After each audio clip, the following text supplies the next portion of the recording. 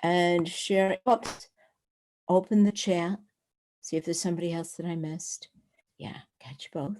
Start sharing the screen. Let me keep that chat open just so that I don't miss anybody. And let me make note of the fact that Tom is now here. Okay,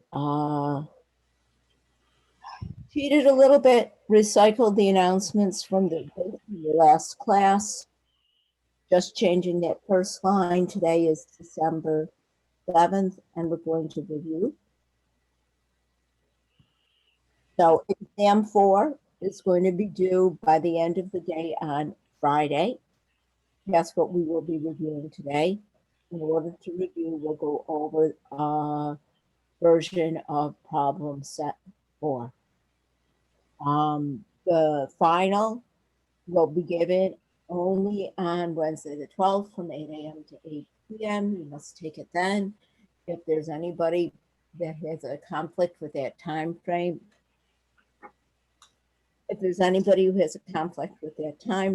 you must see me before then. Homework 5.1 on angles is due today.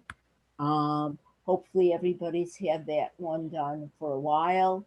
Homework 5.2 on right triangles is due by Wednesday. Homework 5.8, the applications technically is due the 14th.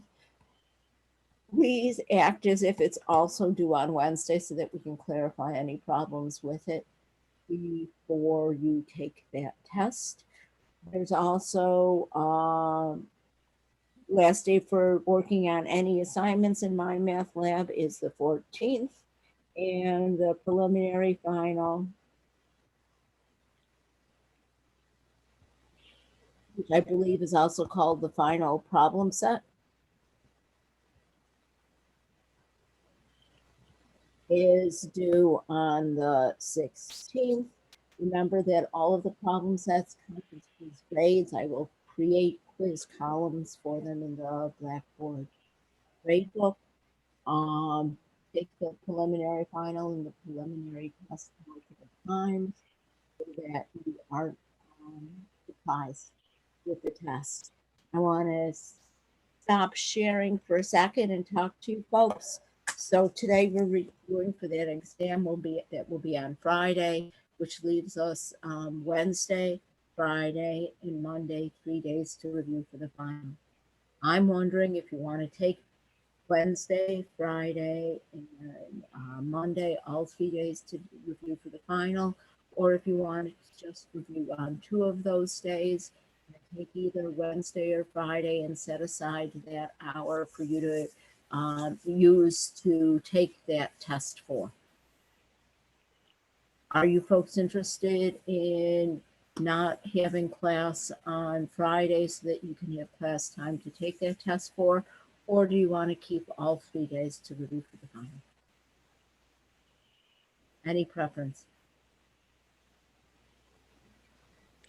I'll take off Friday. It doesn't matter to me, but I'll go with what everyone else says. Okay, folks, I'm looking. What do you think? Sorry, what was it for? We've got 3 days left to review for the final. Do you want to use all 3 days to review for the final? Or do you want to take one of those class times and use it for you to take your exam so that you have an hour dedicated to take your exam? Tentatively, it would be that we'd meet on Wednesday and Monday, and you can use Friday's class time to take exam 4. What do you folks think?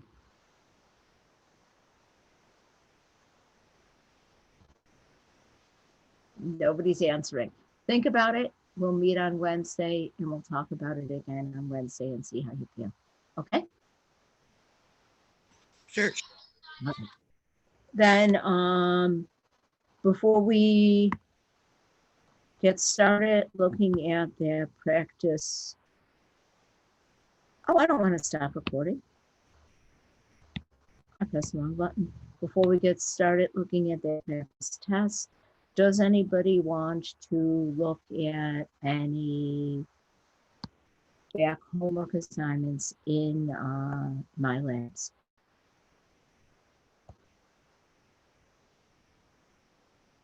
Anybody have questions on any of the homework assignments?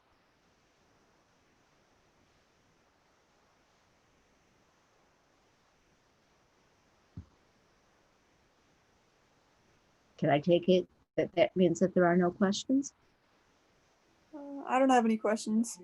Okay, then let's go through and let's look at that problem set 4.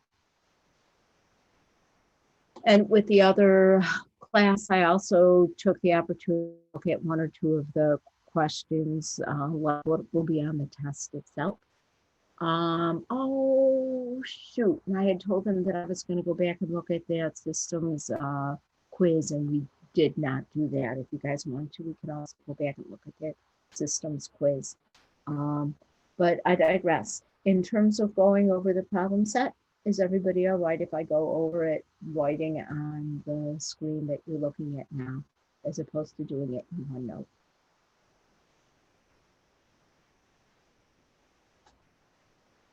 Hearing no complaints.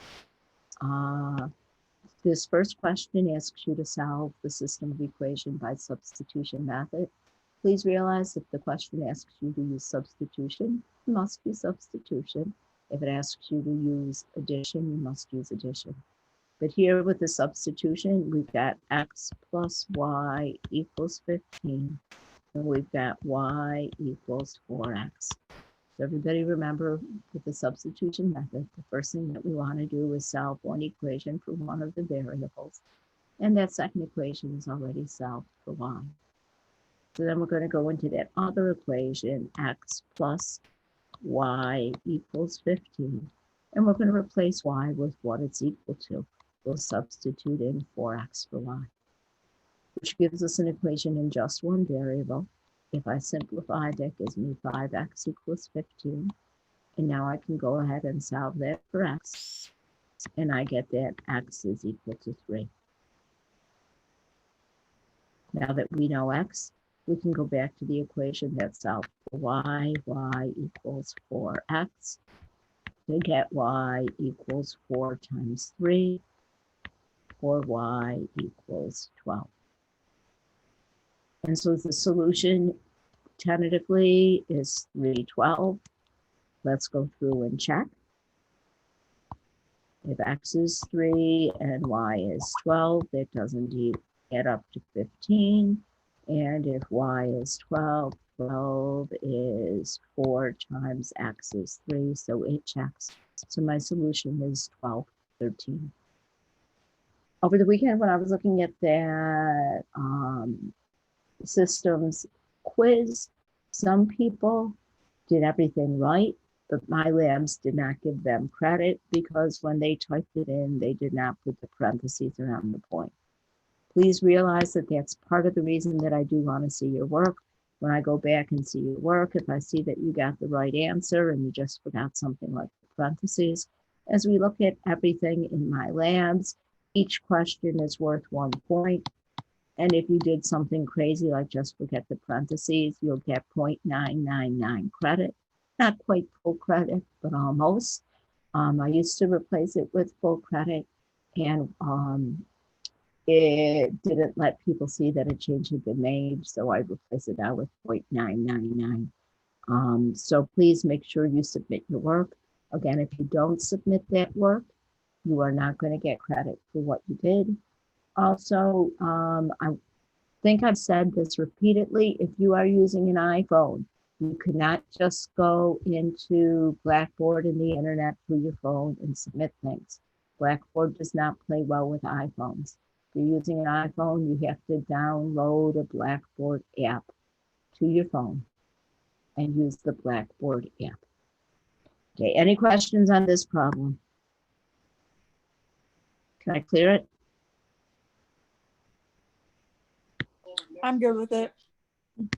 The next question asks you to solve by the method of your choice. Let's go through and let's solve this one by the addition method, because I do believe on the test there is one that tells you you have to use the addition method. And so our system here is 7x minus 3y equals 16 and 5x plus y equals 24. Don't write this next thing down because I'm gonna erase it. Common careless mistake that came up on the quiz was some people just add it. And if I just add without doing anything, do you see how I get no variables to disappear? With the addition method, we're not just adding the equations, we're only going to add after we make sure that the coefficients on one of the variables are opposites. And so here, I'm going to leave the first equation the same, 7x minus 3y equals 16. And I'm going to take that second equation and multiply both sides, by 3. Doing that, I get 15x plus 3y equals 72. Make sure you multiply both sides by that constant. And now when I add down, I get 22x equals, and notice because the y's are opposite, they cancel each other out. Adding those constants, I get 88. And so when I divide by 22, I get x equals 4. Now that I know x, I can substitute into either equation to get y. So I'm going to substitute into that 5x plus y equals 24 because 1y is easier to solve for. But I replace x with 4.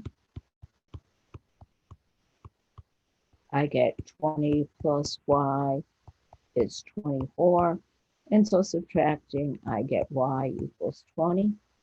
So tentatively, we're saying our solution is the point 4, 20. Let's check. I'm sorry.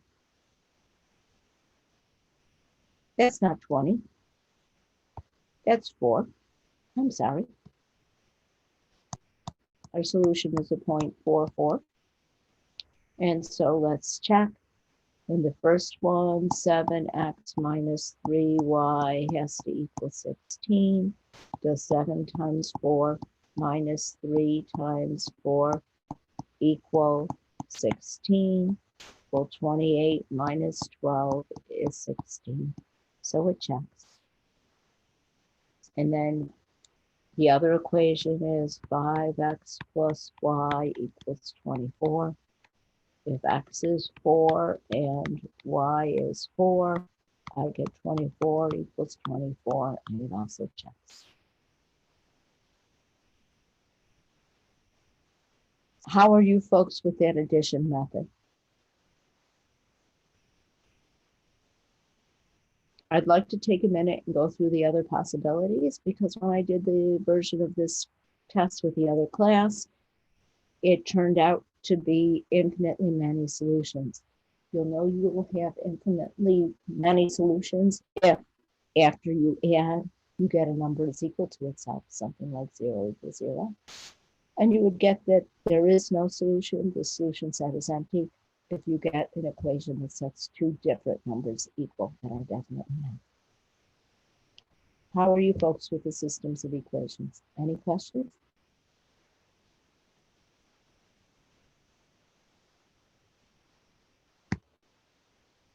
Can I clear this? Yeah. The next question. A company that manufactures small canoes has a fixed cost of $16,000. It costs $100 to produce each canoe. The selling price is $200 per canoe. Let X equal the number of canoes produced and sold. First thing they want is their cost function. For the cost, we always have to pay $16,000. And then we pay $100 for each canoe. So that gives me 16,000 plus $100. The money that we come in, the revenue we get from selling the canoes, and we sell them each for $200. And so the revenue is $200. So the break-even point is the solution to the system of equations. Remember this function notation that means y equals, this means y equals. And so if I use substitution, setting those two equal, I get 200x equals 16,000 plus 100x. Solving that, if I subtract 100x from both sides, I get 100x is equal to 16,000. And so dividing by 100, I get x is equal to 160. So we'll break even if we sell 160 canoes. Let's see. If we sell 160 canoes, our revenue is 200 times 160, which would be 32,000. If we sell 160 canoes, our cost would be 1,600 plus 100 times 160, which would be 1,600. I'm sorry, 16,000, I apologize, plus 16,000, which would also be 32,000. And so break-even point means that the money coming in is equal to the money going out. Any questions on that one? Can I erase it? I'm good with it. Then next question. We're asked to convert the angle in degrees to radians. This time we're asked to round to 2 decimal places. I'd like to do this one 2 ways because sometimes with this question you see to leave it in terms of pi. So in terms of pi, before we begin this question, what you have to remember is that we set a full rotation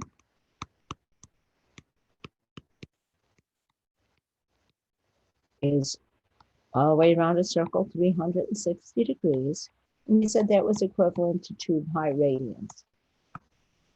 And so our conversion factor is 180 degrees is equal to pi radians. And so over here, well, I have 114 degrees. To change it into radians, I'm going to multiply it by pi over 180. I want the degrees to be on a diagonal so I can think of that degree symbol canceling out. And so that gives me 114 pi over 180. If they specifically asked you to leave it in terms of pi, you would have to simplify that fraction. To simplify that fraction, I can see that both are even numbers. So that would give me 57 pi over 180, but they want it as a decimal. And so instead, I'm going to take 114 times the pi button on my calculator and divide it by 180. I have to apologize. When I rearranged the desk, my calculator disappeared. I got to find it. Got it. And so when you do that, 114 times pi divided by 180 with my calculator to 2 decimal places, I'm getting 1.99 radians. Is everybody else getting the same?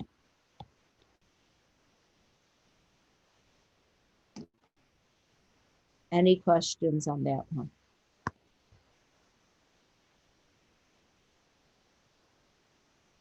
Is everybody all right if I erase it?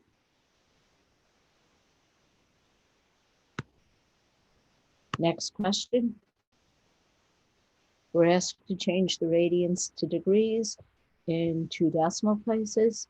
So here again, we're using the fact that we know 180 degrees is equal to pi radians. But this time we want to eliminate the radians.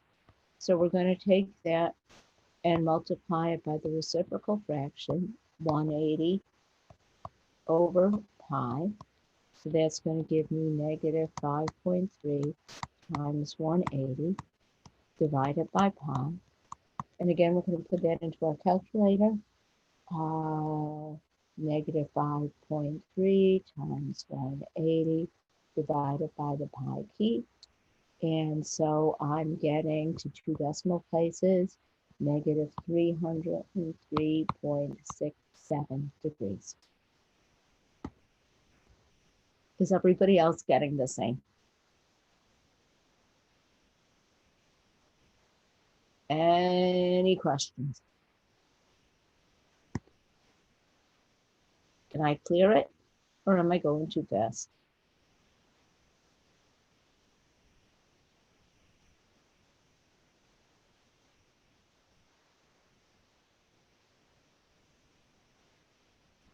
Is anybody there? Yeah, you're good. Thank you.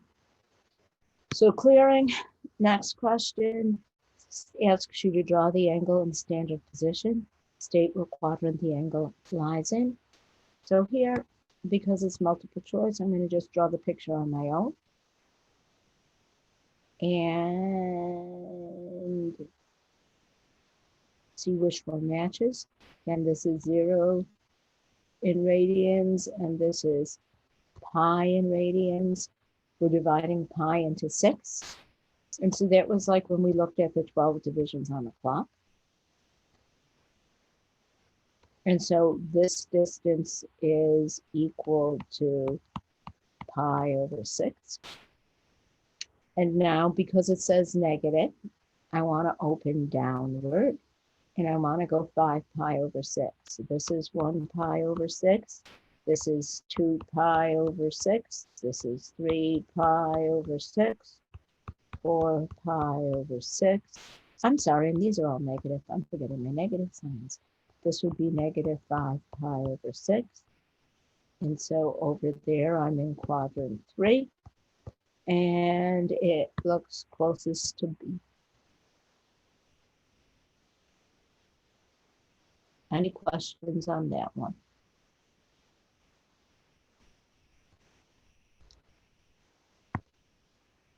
If not, I'm going to erase the board and look at the next one. Find a positive angle less than 2 pi that is coterminal with a given angle. And so for coterminal angles,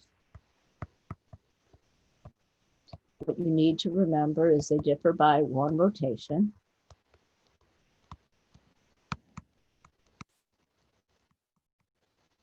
And that 1 rotation is 360 degrees or radians 2 pi. And so because I have a negative angle and it's in radian measure, I'm going to add my 2 pi. In order to do that addition, I need a common denominator, which here would be 40. So we're adding 80 pi over 40.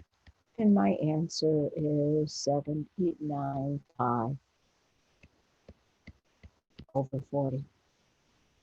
The one that the other section got had a much more negative angle, and so you had to add repeatedly in order to get to a positive, but you're going to add repeatedly until you do get to that positive value.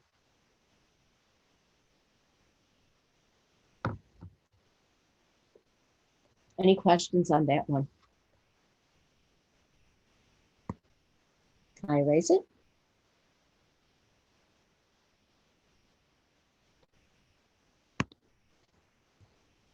Next question asks you to use the Pythagorean theorem to find the length of the missing side, and then find all of the functions of theta. Pythagorean theorem, does everybody remember, is r a squared plus b squared equals c squared, where a and b have to be my legs, and c has to be my hypotenuse. Here we're looking for the hypotenuse. That gives me 15 squared plus 20 squared equals c squared. So 15 squared, I believe, is 225. 20 squared is 400. So that gives 625 is equal to c squared. And I believe when I take the square root of that, I get 25.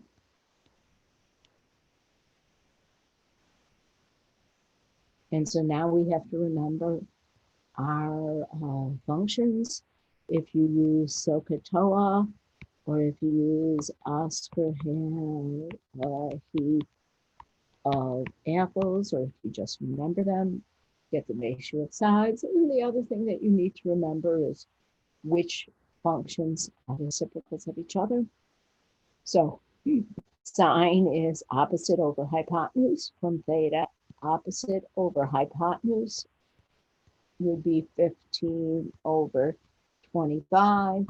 They ask us to simplify, so that would be 3/5. And then the reciprocal of that reciprocal pair is cosecant.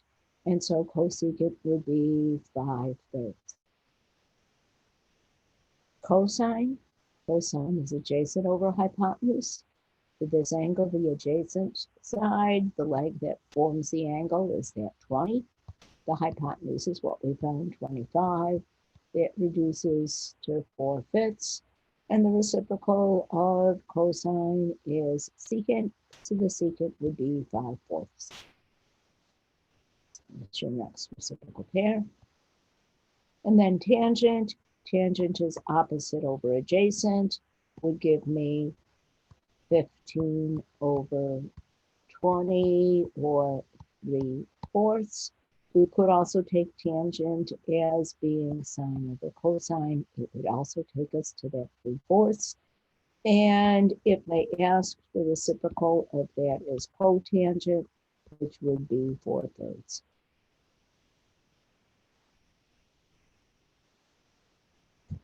How is everybody with that one?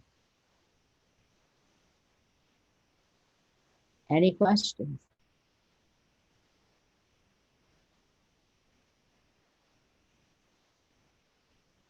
Hearing none. Can I erase the board? Yeah. Thank you. Next question, use a calculator to find the value of the trigonometric function. With these, probably what's most important is that you first put your calculator in the right mode. And because I see the pi and no degree symbol, I want to make sure that I'm in radian mode. So with whatever machine you're using, go through and change that into radians if it's not already. And then because that's the angle, I'm going to just type in cosine 3. I'll hit my pi button over 20, divided by 20. And to the nearest 4 decimal places, I'm going to get 0.8910.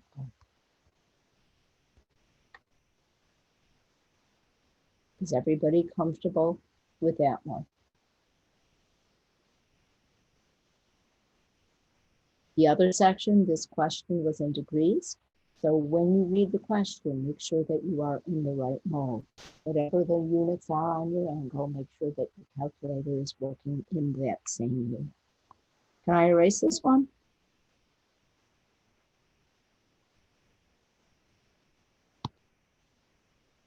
Next one, we're asked to find the angle in radians.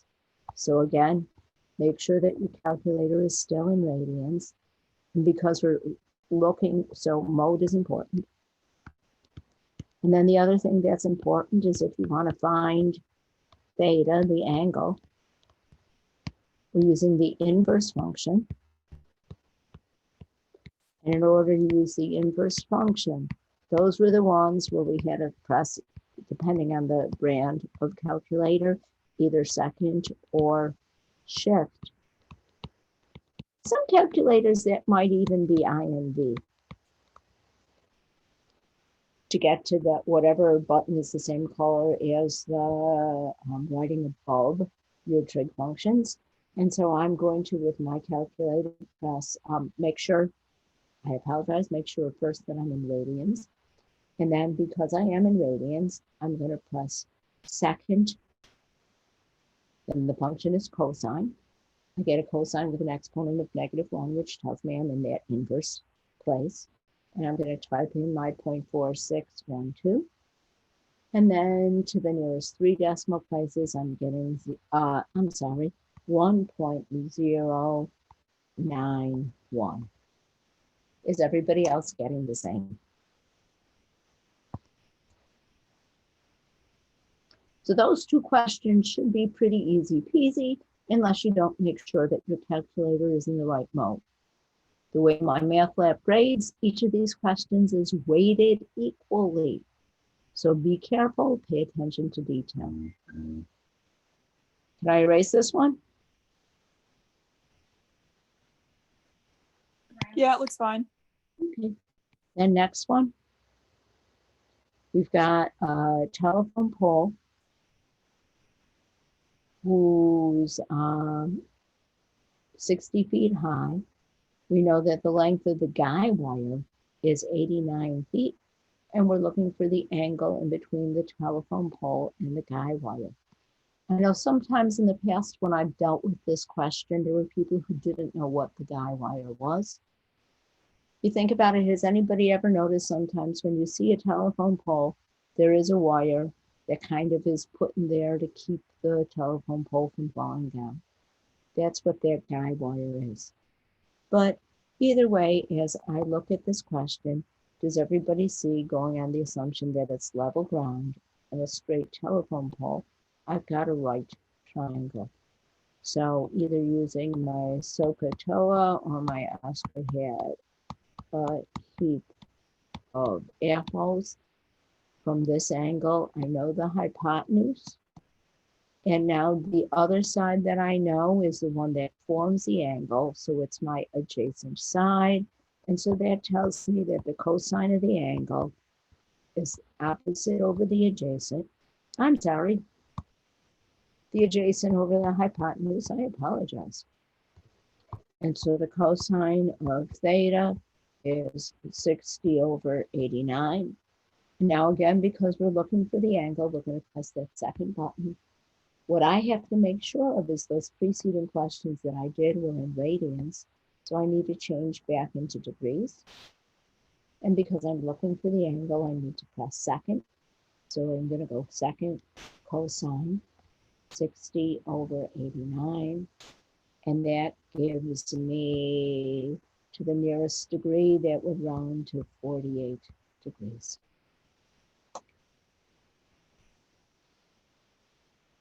Any questions on that one?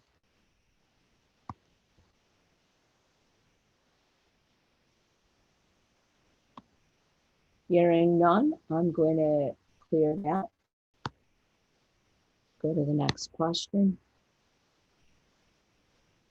And now the next question asks me to solve the right triangle in the figure. Remember, when we're trying to solve the right triangle, we're trying to find all of the missing parts.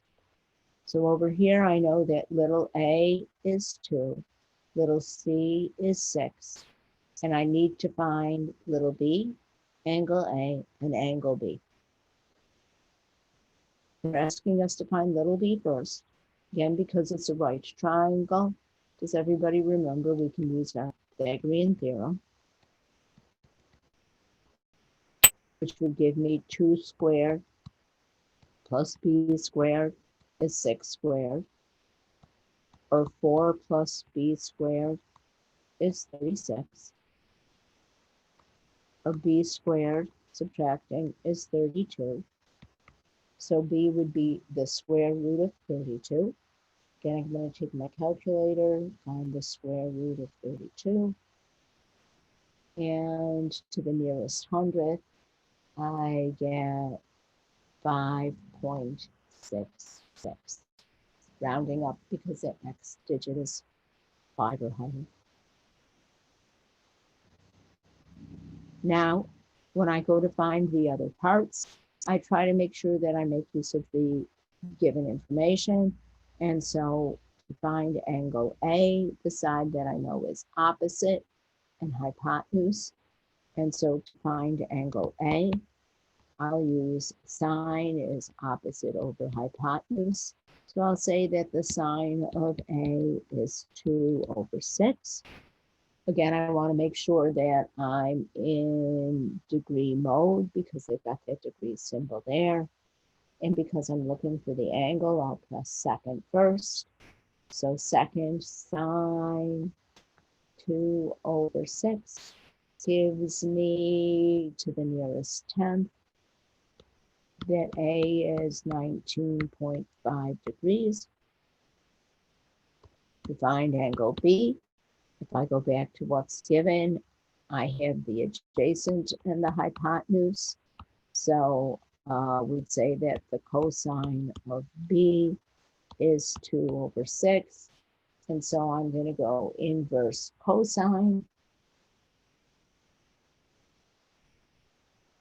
of 2/6 into the nearest. It would help if I typed right. I apologize.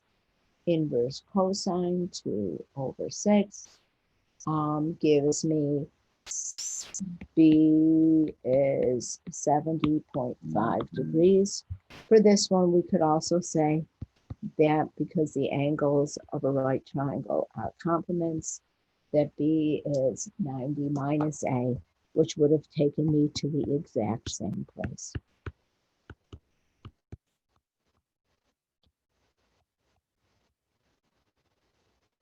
When you're solving the right triangle, you need to find all of the missing parts.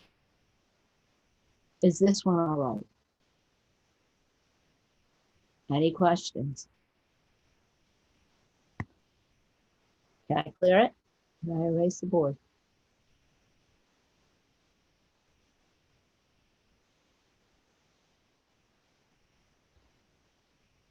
Not hearing anything, I'm going to clear.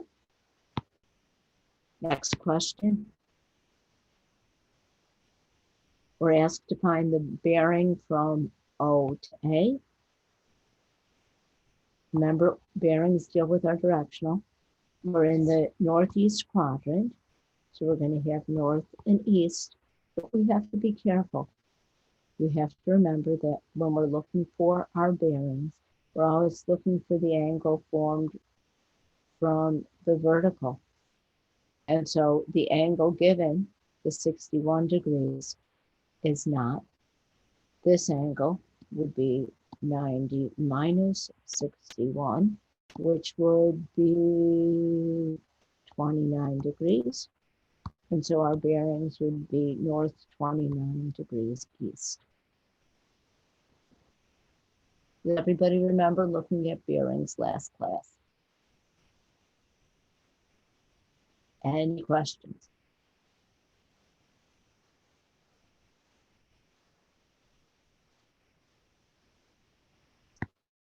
Hearing none,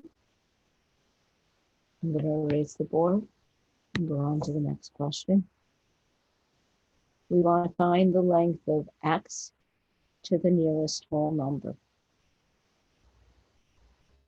Now, this is one of the ones where all we know how to solve right now are right triangles, and x is not a side of a right triangle.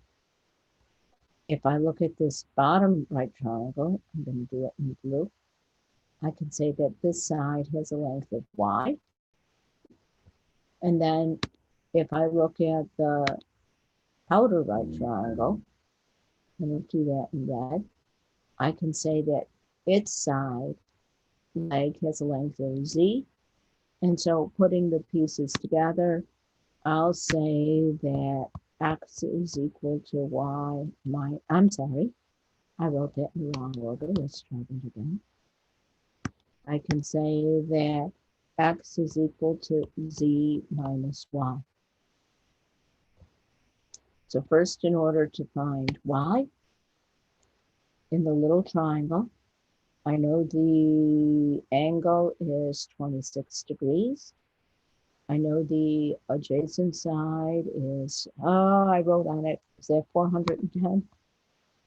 Yep, 410. And I'm looking for the opposite. So opposite and adjacent is tangent. So I'd say that the tangent of 26 is y over 410. And so I'd say that y is equal to 410 times the tangent of 26 degrees. Then in the larger triangle, I'm using the 35 degrees. The tangent of 35 would be that z over 410. So cross multiplying, I'd get z is equal to 410 times the tangent of 35 degrees. Then I know that x is z minus y. So it would be 410 times the tangent of 35 minus 410 times the tangent of 26. Be careful. When you use your trig functions, the calculator opens a parentheses. You want to make sure that you close it. If you don't, order of operations will be all messed up and you'll get a different answer. So let's take 410 tan 35, making sure I'm in degrees, making sure I'm closing that parentheses, minus 410 tan 26. Again, closing my parentheses. And so to the nearest whole number, I get x is equal to 87. Be careful with this one. When I figured out, when I cross multiplied, I have a product for the value. One that I did in the other section, it was written differently. So be very careful when you do these. Make sure you set up your proportions correctly. Does everybody remember seeing problems like this last class where we had to work with the two right triangles and subtract to find that missing segment? Does anybody have any questions on that one?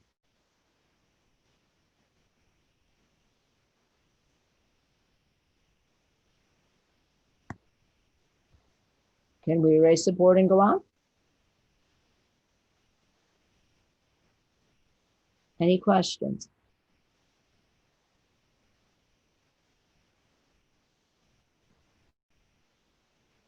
I'm going to clear it. Look at the next one. Next one, we've got to draw our own picture. It says a boat leaves the entrance to a harbor and travels 100 miles on a bearing of north 55 east. How many miles north and how many miles east from the harbor has the boat traveled? So I see those bearings. And so I know I need to draw my directional. North, south, east, and west. My boat's going to start here. It's going to travel north, and then it's going to go 55 degrees to the east. So this angle is 55 degrees. It's going to go on that pathway to 100 miles. And so what I'm looking for is how far east it goes and how far north it goes. If I look at this as a coordinate plane, does it make sense that I will have y equal the distance to the north and x equal the distance to the east? And so if I look for the distance to the north first, y, what we know is the hypotenuse in this 55-degree angle. And so y is adjacent. And so cosine is adjacent over hypotenuse. So that would give me that the cosine of 55 is y over 100. And cross multiplying, we get y equals 100 times the cosine of 55. Again, we want to make sure that our calculator is in degree mode. So I'm going to take 100 times the cosine of 55. And so that gives me to the nearest tenth, y is 57.4 miles.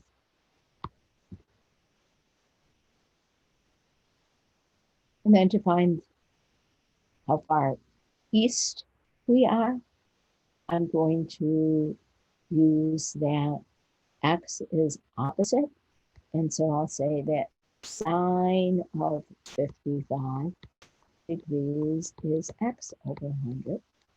And cross multiplying, I get x is 100 times the sine of 55 degrees.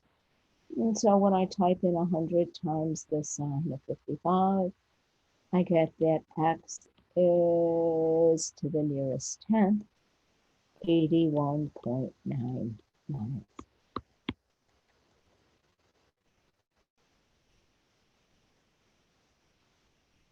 Any questions on that one?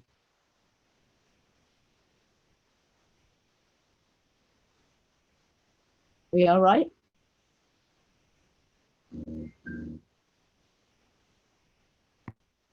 Can I clear it?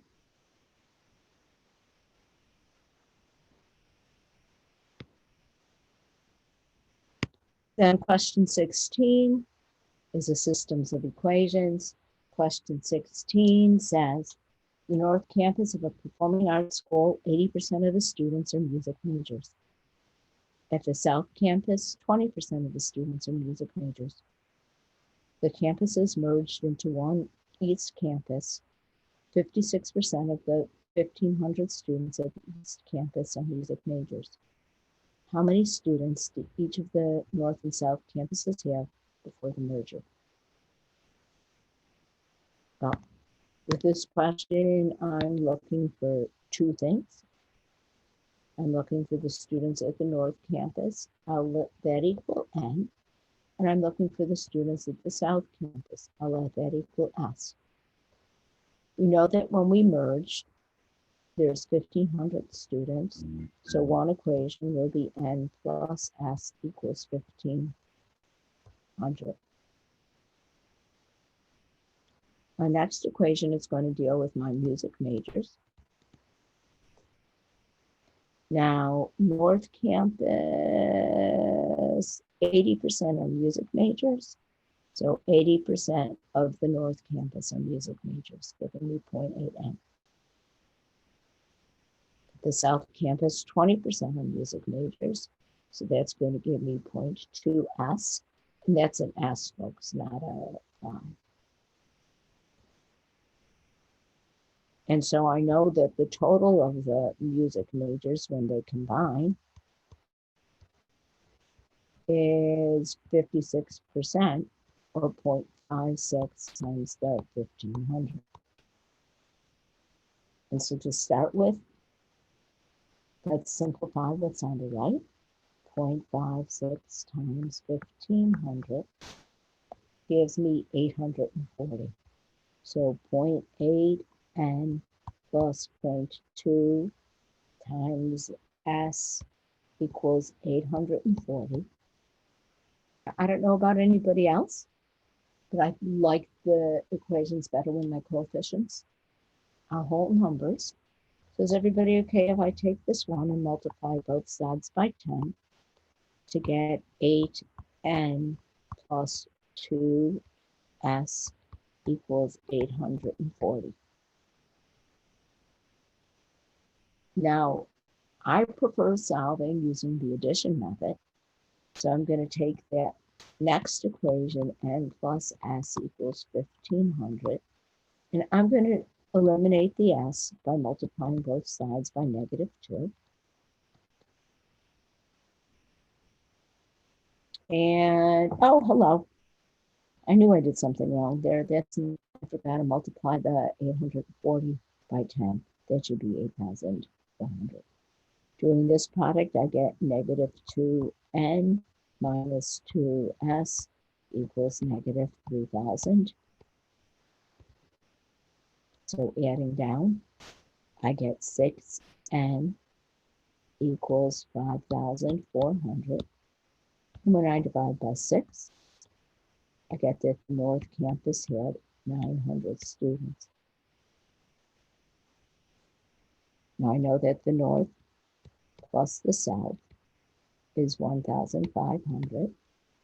So 900 plus the students at the South has to equal 1,500. And so I get at the South, there are 600 students. So the North Campus has 900. The South Campus has 600. And I know that adds to my 1,500, so that part checks. Now let's check the second part, the number of music majors. 80% of 900 would give me 720. And 2% of 600 would give me 20%, pardon me, 600 would give me 120. And so when I add those,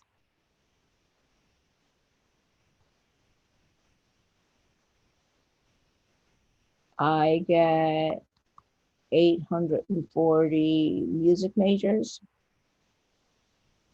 And that was what we had before.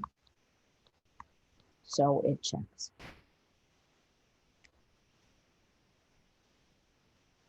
Any questions on that one?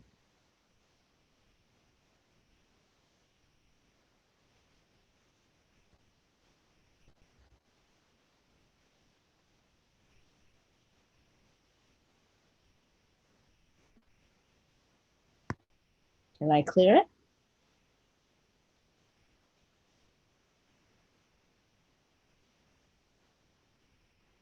Yeah. All right, so that is the end of the practice test, the preliminary test. If that test that you're going to take by the end of the day on Friday is similar, how do you think you'll do?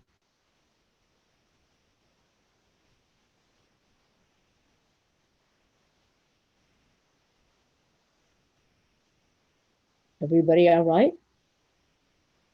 Make sure you do that problem set. Those problem sets count as quiz grades. And do it more than once, because again, the questions are algorithmically generated and they're pooled. So from one version of the problem set to another, you might get a slightly different question. Similar yet different. Some of them ask you to solve for different sides of the triangle. Some of them start with radians, some with degrees, and so on. So make sure you practice a couple of times so you're confident with all of them. Does anybody else want to look at anything else today? Does anybody want to look at any homework questions? Anything at all? I'm okay with everything. Okay. If not, think about on Friday whether you want to still meet and go over the final problem set or not. We will review on Wednesday and Monday and Friday also if you want to. Make sure you get caught up with all of those homework questions. If nobody has any other questions, I didn't have anything else scheduled to do today. Anybody want to go over anything else today?